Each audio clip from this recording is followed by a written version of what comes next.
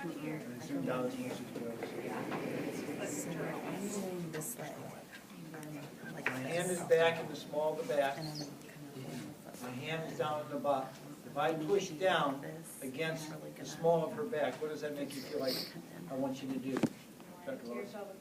More into your pelvic tilt. I want you to lean forward. Stand up, stand up, stand up, stand up. I slide my hand up behind your back. This hand is now free as she's going one side or the other. I can then get her to stabilize. Go ahead and try and bend your knee. Are you feel locked in? Yeah, on my way from his leg.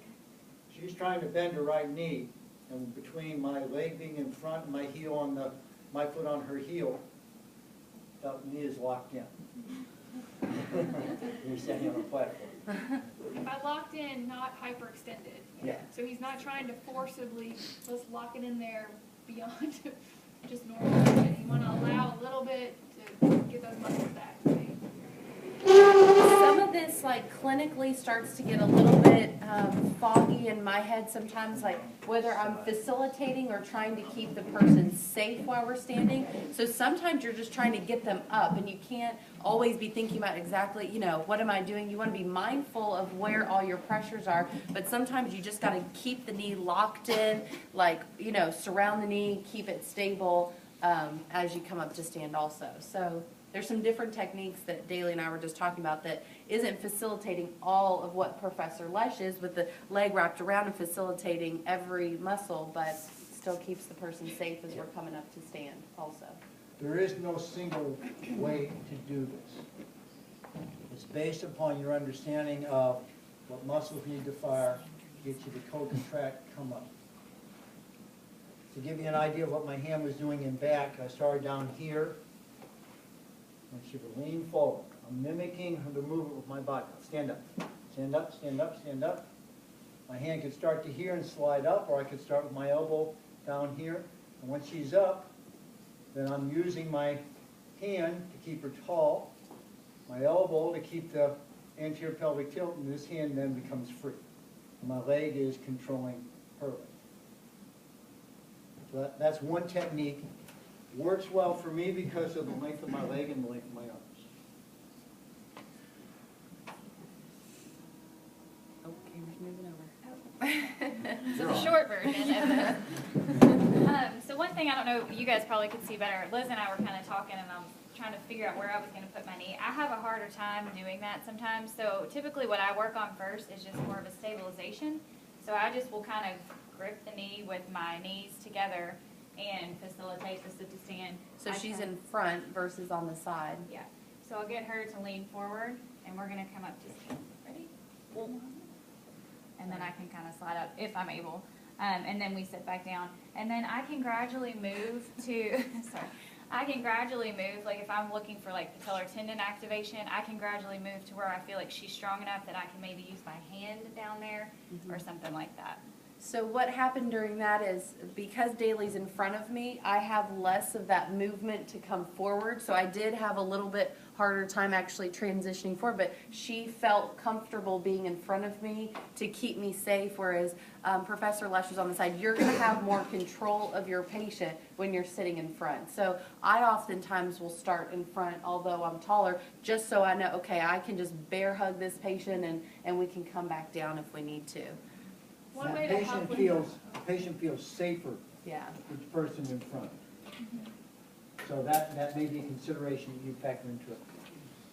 one trick I'll use to help with that lack of space here is if Daly's going that direction, I'll tell the person, try to bring your head over my shoulder. So they feel like they can still lean forward, and I've given them permission, like, come on over here, you know, Yeah. you can get closer. And so that way you're not necessarily an exact midline, but you're close enough, and they can still lean forward pretty well. I have often cue my patients to touch their shoulder to my shoulder, and that's just kind of a nice point of contact too.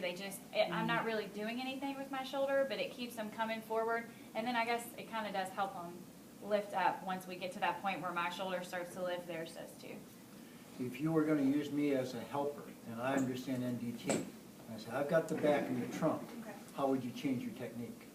I would probably focus more on the hips, and if she's stable enough to come up, So we would come forward, I'll have you lean again, and I would probably take my hand here. Ready? 1, 2, 3.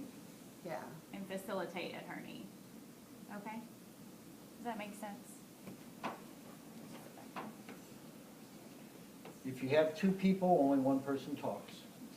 If you have two people, person might not process all the sensory information. I like the way Dr. Ioannidis just stood up, with the exception of one thing. Her shoulders were rounded and her head was forward as she was coming up. She wasn't in this posture, she was in this posture. And I was trying to get her to bring her head up, and she didn't do that until after she stood up. Too much to process. That's true. I was focusing on my leg. Yeah. And your patients will do that, and you just kind of have to make a clinical judgment. What's the most important part on this day? You know, maybe you're not going to get knee, head, and shoulders all at the same time. Maybe you'll have to break it up, or maybe you'll have a rock star stroke patient and they can just do it all at once. So you'll just kind of have to decide. Throughout the whole process, you're constantly analyzing the movement, getting feedback from your hands, your eyes, even sometimes what the patient says. The person goes, "Oh, something scared you. What was it?" "I thought my leg was going to collapse." That gives me information. I knew the leg was locked in. They're not getting good sensory feedback. So now I'm going to now work a little bit on her feeling that leg so she doesn't have that fear moment coming up. And the reason I observed that was what I heard.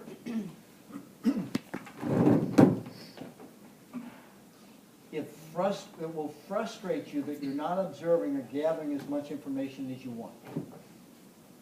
In PT school, I'm working with a patient trying to get him to free up their shoulder, and the instructor was all the way back where Clay is, and she's watching me work.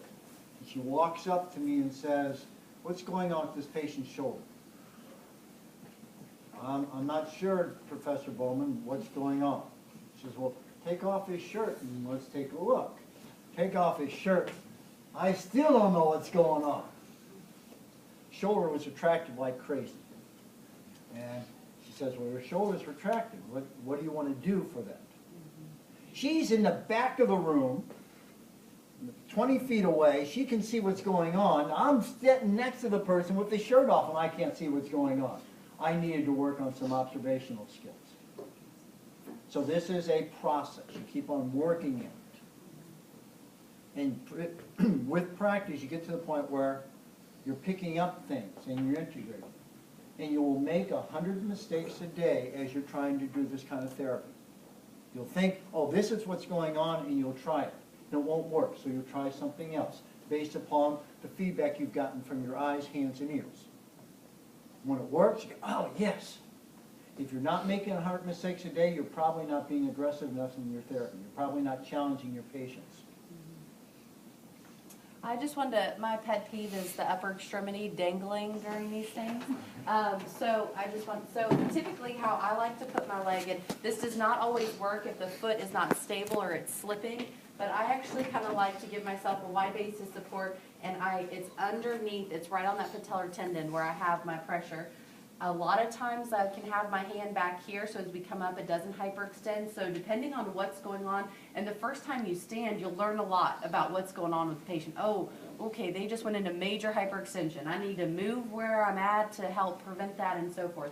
But just general sit to stands, just kind of try to hook that arm. If this is her flaccid side, what we're really trying to avoid, your OTs will love you, is some of that subluxation of the shoulder, pain. There is such a high percentage of pain in the shoulders of the hemiparetic side with stroke. So we really need to try to educate the patients about it, staff and all that. So when we're just doing sit to stands and we're not necessarily thinking about the arms, I'm always trying to drape that arm so it's not just free hanging in space. And so I get really close. And another thing is I want actually my patient to lean towards the weaker side. So when Daly had me do it, I was actually leaning a little bit to use my strong side more. Remember, the side their nose is going over a little bit more is going to be the side that they're pushing through. So I'm just trying to promote that. So I may say, actually put your forehead on this shoulder, like lean towards my right shoulder this way, blocking this leg. I'm coming up behind her here. I'm bringing her forward and coming up. And so I have hands here. I can have my hands kind of like this, but I usually kind of like stagger my hands in this way. I still have the arm, I have the leg here, and now I'm in a good stance, so if we're standing, I have a wide base of support and can help her control also. If you have to manage a lot and you can't handle the arm right now, there's slings, there's all different kinds of upper extremity supports that, not necessarily slings like this, but ones that kind of promote some weight bearing through them. But it kind of keeps it supported here versus dangling like that. So I'll make sure we have those on doing this kind of transfer work if I can't manage the arm. And yeah.